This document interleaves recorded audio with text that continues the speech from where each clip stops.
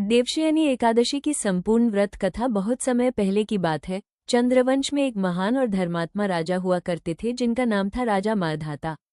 वे सत्यवादी, प्रजापालक और परम भक्त थे। उनके राज्य में हर कोई खुश था, न कोई दुखी था, न कोई भूखा। लेकिन एक बार अचानक उनके राज्य में अकाल पड़ गया। न बारिश हुई, न खेतों में अन्न उगा। पशु पक्षी भी प्यासे मरने लगे।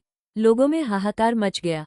राजा ने कई यज्ञ कराए, दान दिया, ब्राह्मणों को भोजन कराया, लेकिन कुछ भी असर नहीं हुआ।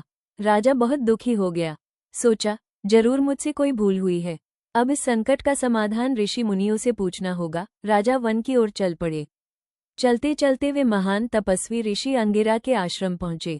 राजा ने उन्हें दंडवत प्रणाम किया और विनय से पूछा, गुरुदेव, मैंने सदैव धर्म का पालन किया, प्रजा की सेवा की, फिर भी मेरे राज्य में इतना बड़ा संकट क्यों आया? कृपया कोई उपाय बताइए। ऋषि अंगिरा ने आंखें बंद कर ध्यान किया और बोले, राजन, ये संकट पापों की वृद्धि और एकादशी व्रत न करने के कारण आया है। यदि आप इस संकट से मुक्ति चाहते हैं तो आने वाली आषाढ़ शुक्ल पक्ष की एकादशी, जिसे देवशयनी एकादशी कहते हैं, उसका व्रत विधिपूर्वक करें। इस व्रत से भगवान विष्णु प्रसन्न होते हैं और वर्षा अवश्य होगी। राजा ने तुरंत अपनी राजधानी लौटकर यह व्रत करने का संकल्प लिया। उन्होंने पूरे राज्य में घोषणा करवाई कि आषाढ़ शुक्ल एकादशी को सभी लोग व्रत करें, भगवान विष्णु का पूजन करें, भजन कीर्तन करें। जैसे ही वो दिन आया, राजा, रानी, मंत्री, सैनिक और आम जनता सभी ने व्रत किया।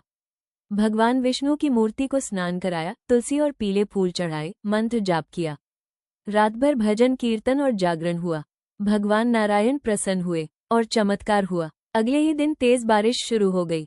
सूखे खेत हरियाली से भर गए, नदियां लबालब हो गईं। लोगों के चेहरों पर मुस्कान लौट आई। राजा मारधाता की जय जयकार होने लगी। उस दिन से राजा और उनकी प्रजा ने प्रण लिया कि वे हर एकादशी को व्रत करेंगे।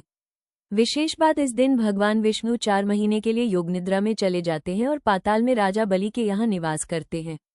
इसी कारण इसे देवशयनी एकादशी कहा जाता है।